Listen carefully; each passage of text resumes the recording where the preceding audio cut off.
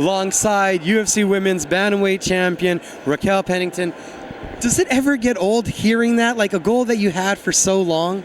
No, it's something that's it's still soaking in every single day. It's been 14 years of hard work, and to see it finally paying off and just getting that respect and that, just having the title of it. I sit there sometimes, and as an athlete, I truly forget my position, just all the things that I've accomplished throughout my career. And so when I sit here and I go into the gym, to different gyms, and they're like, oh, the champ is here, or, being here and everything. And it's like, oh, the champ is here. I'm not just the champion of Colorado or the United States. I'm the champion of the world and have the largest target on my back. It's pretty crazy. How do you describe the feeling of getting the belt wrapped around your waist? I'm guessing overwhelming has to be in there? It's interesting because I feel like that was a weird week for people who've actually heard my story, and I let in a little bit of behind the scenes. I was so sick that night. So going out into that fight, it was just one of those fights that, I don't know, I was kind of rolling through the motion and everything, and it's the biggest profile fight of my career. And to actually achieve the ultimate goal, just being sick and everything, it was a weird mix of feelings. It was it was surreal. There wasn't words for it, but then at the same time, I just want to go back to the hotel and lay down. I did not feel well. So it was interesting. So does it almost feel like that was your Jordan flu game? A little bit, yeah. The best part about fighting is there's going to be another fight. So I get to make up for it, and I get to go out there and have fun. And really, my last camp, I unlocked something in me, and I was so excited just to go out there and prove it to myself, and then show my team, and then show the world. It was just another mountain that got thrown my way, and I had to climb it. But with fighting, there's going to be another fight, and I get that opportunity. So the fight ended up being a dominant performance. What did you feel, or where did you feel it shifted fully in your favor? In the second round, it was frustrating because, have you ever been in a position where it's I know I got to keep going, but your mind and your body were not matched up? In the second round, I remember hitting her with a right hand, and she kind of turned. In that moment, it felt like I could have definitely finished the fight, but for me, I just couldn't get myself to keep going. So I fell into her, and then the fight got drug out into the fifth round, but definitely in the second round. That kind of accomplishment. So what was the vacation like? Because I'm figuring you needed to take some time off after all that.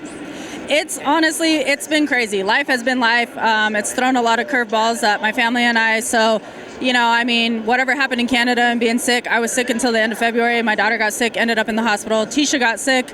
And then from there, she went into fight camp, and then we experienced a lot of loss in our family. She lost her grandma. I just recently lost my Nana. So it's just been life. It's been a rough, crazy year, crazy few months. And for me, it's been one of those things where I've taken the time as just a person and really focusing on my family time. So that family time also gave an opportunity for the division to revive itself. Do you feel like that happened? 100%. When you had Ronda Rousey come in here, she was so successful at everything. And then when she left, everybody was just oh, the division sucks. Then, of course, you had Amanda, and Amanda was a reigning champion, and now she left, and it's oh, the division sucks. We need to get rid of the 135 division. But really, there's so much talent. Now you have Kayla Harrison, who's bringing a huge hype train to it and whatnot. There's the fight with Juliana and myself, who were, we were on the Ultimate Fighter together. There's a story there. But yeah, there's a ton of talent in 135 division. We just need the opportunity to spice things back up. So how do you categorize and how do you look back on that fight with Amanda? Was it something positive for a growing experience to get you here? I think wins and losses are super important. That was a fight that at the time, I fought Miesha Tate. After that, I went into a major surgery, multiple major surgeries. I developed some medical issues, a lot of stuff came. And of course, coming back, I was on a 4-fight win streak at the time. UFC reached out, and after a 15-month layoff, they're like, hey, world title fight. That's not something I actually wanted to come back to, but how do you deny the world title, So I initially accepted the fight, and then during that camp, I broke my leg, barely avoided amputation, started going through a lot of things there. People don't realize those things, and coming into that fight with Amanda, that's not the way we want it to play out at all. For me, the sport brings the highest of highs and lowest of lows, and that was one of the times that I hit a really low.